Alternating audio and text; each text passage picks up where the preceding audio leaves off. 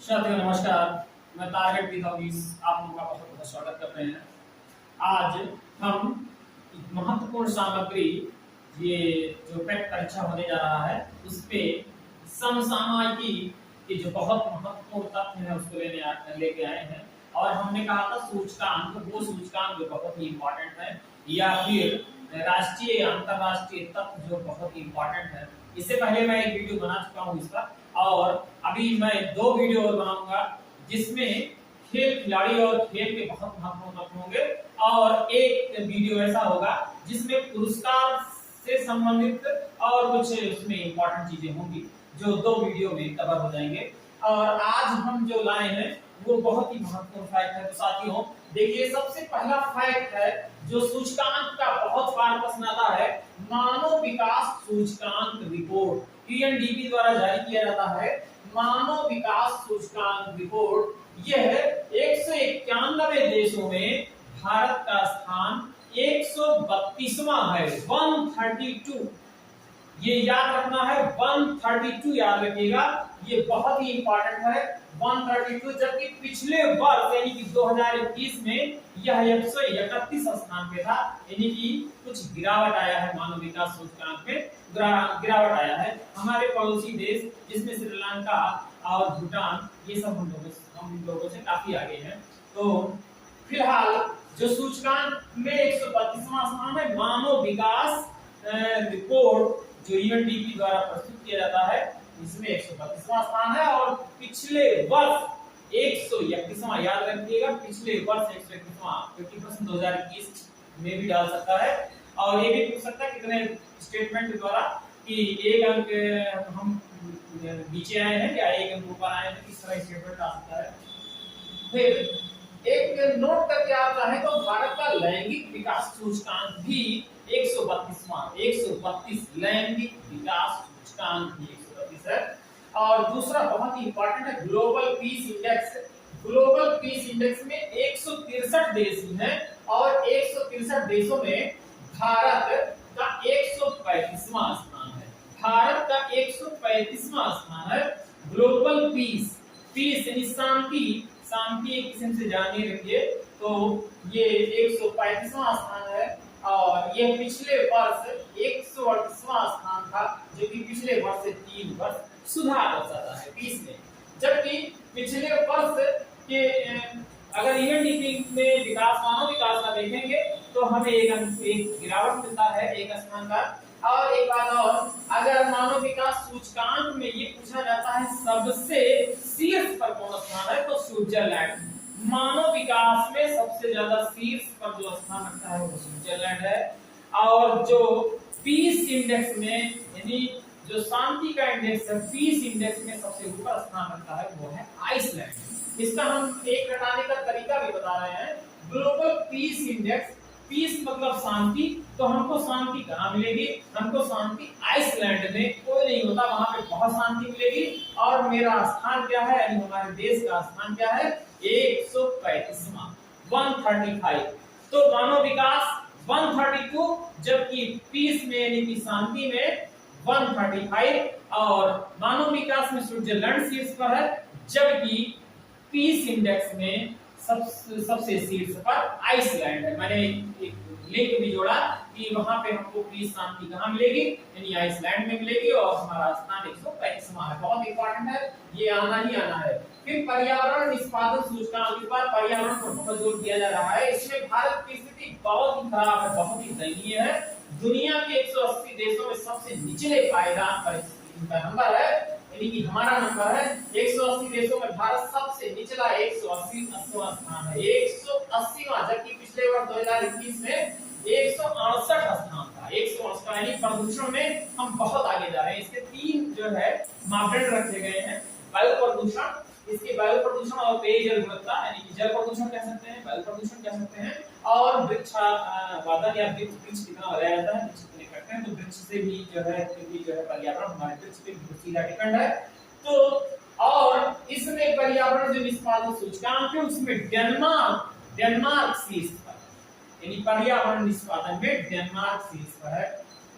फिर अगला है विश्व प्रेस स्वतंत्रता सूचकांक। में 180 देशों में भारत का 150वां स्थान है।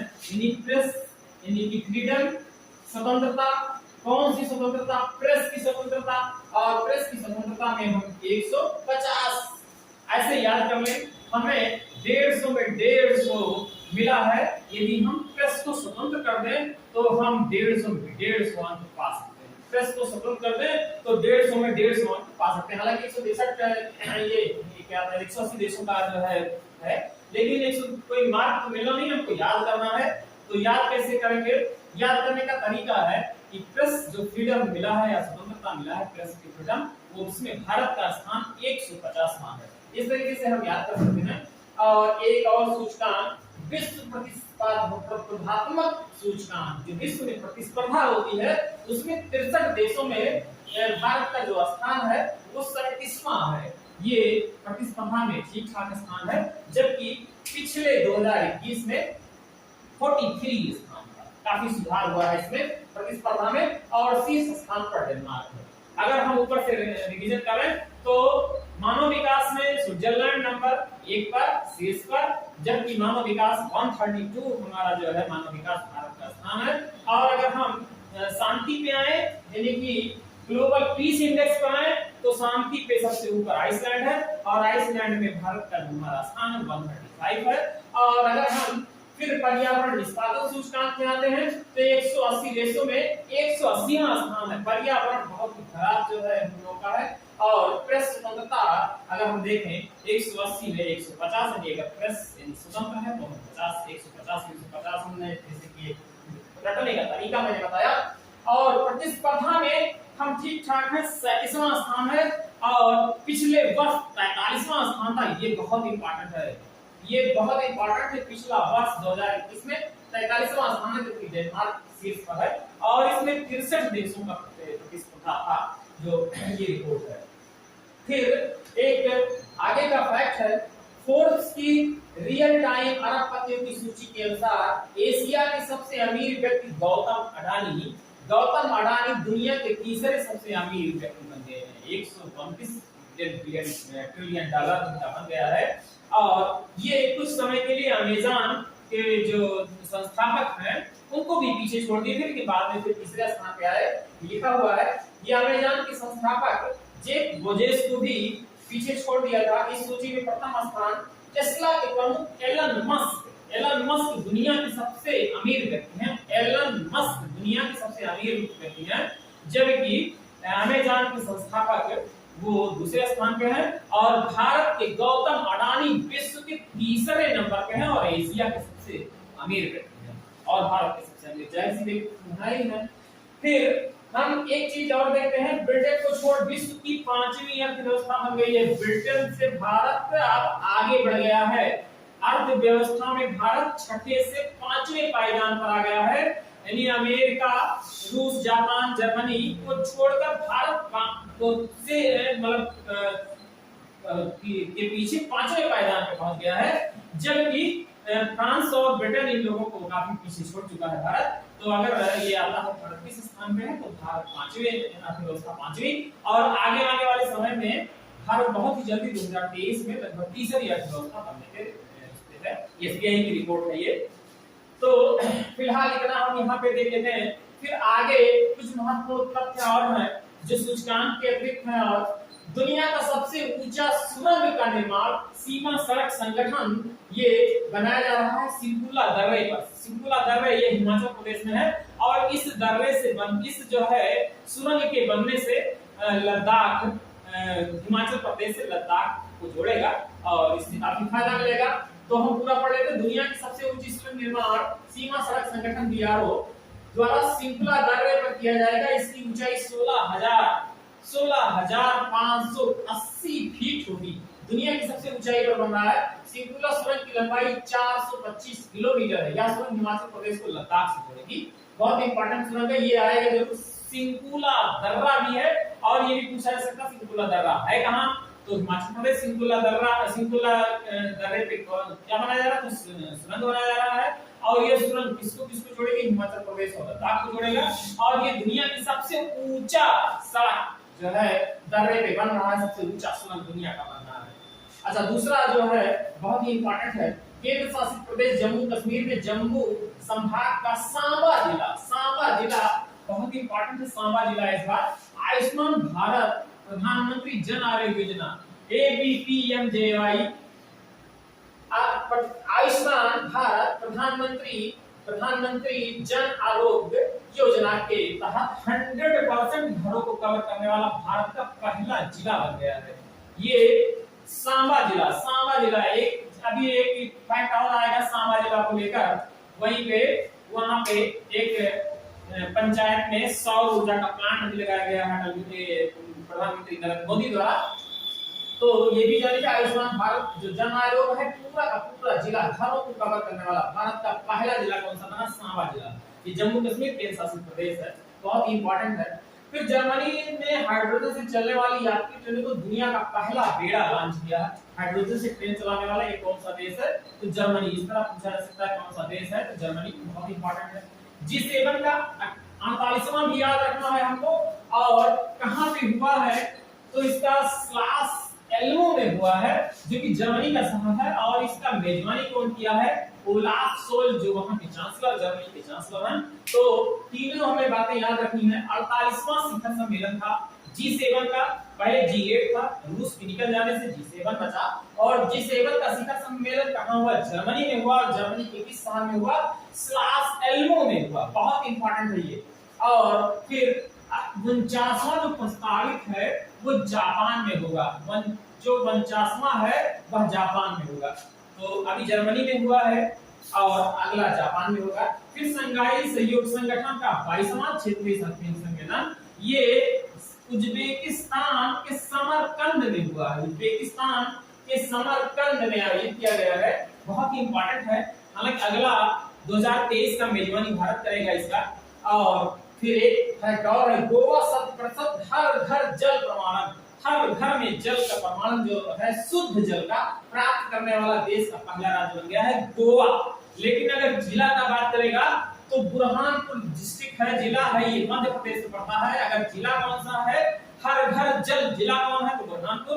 लेकिन हर घर जल पूरा राज्य कौन सा है? तो वो गोवा पहला स्थान देश का।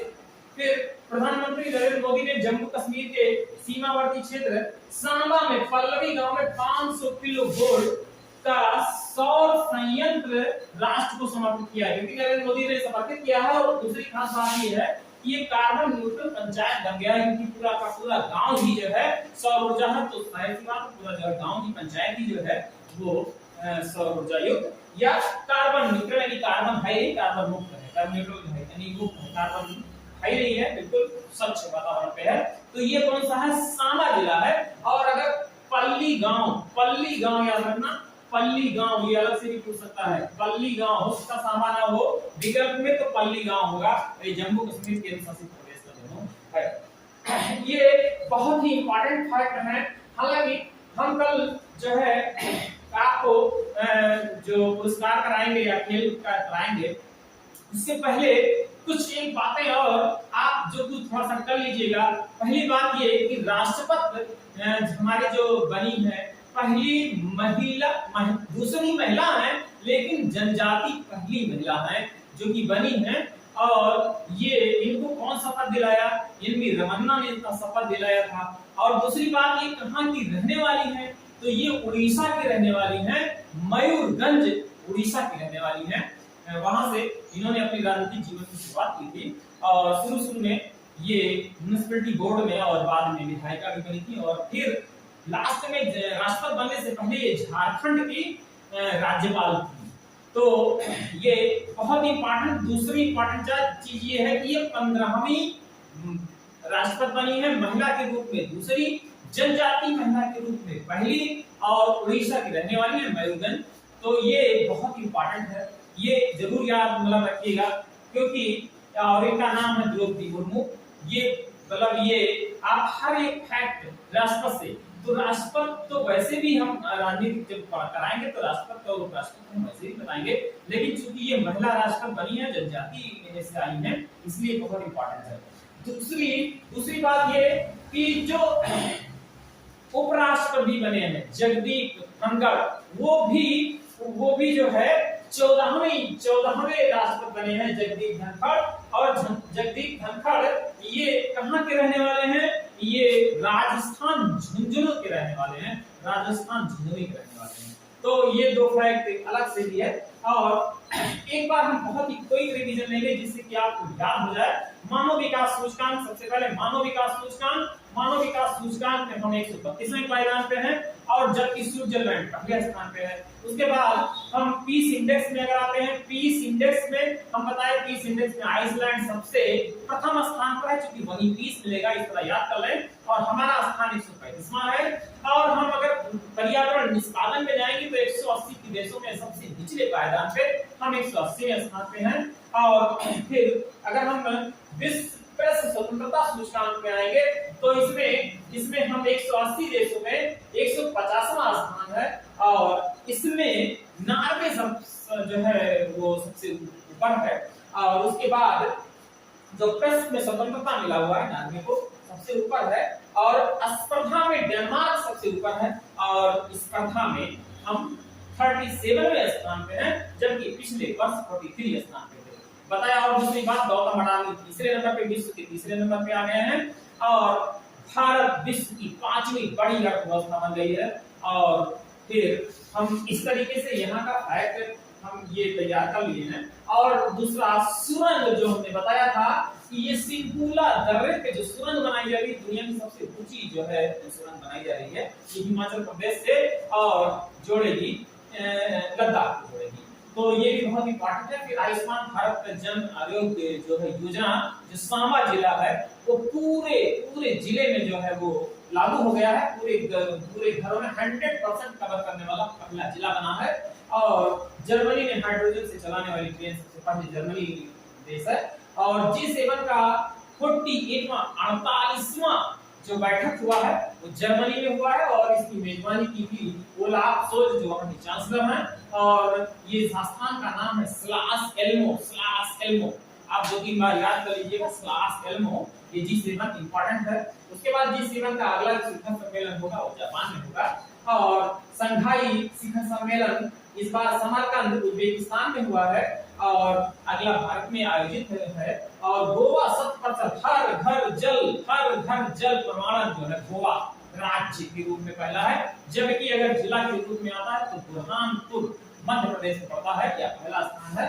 और एक इंपॉर्टेंट और फैक्ट है कि जम्मू कश्मीर प्रधानमंत्री नरेंद्र मोदी ने सांबा जिले के पल्ली गांव में 500 किलो वोल्ट का जो है सौर संयंत्र राष्ट्र को समर्पित किया है, जिससे इसके साथ ही इस देश पहला कार्बन न्यूट्रल पंचायत बन जाएगा।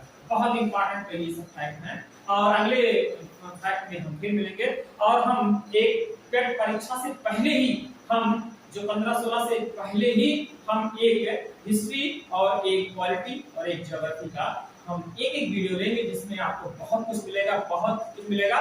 और साथ ही करंट के अभी हम 2 वीडियो लेंगे।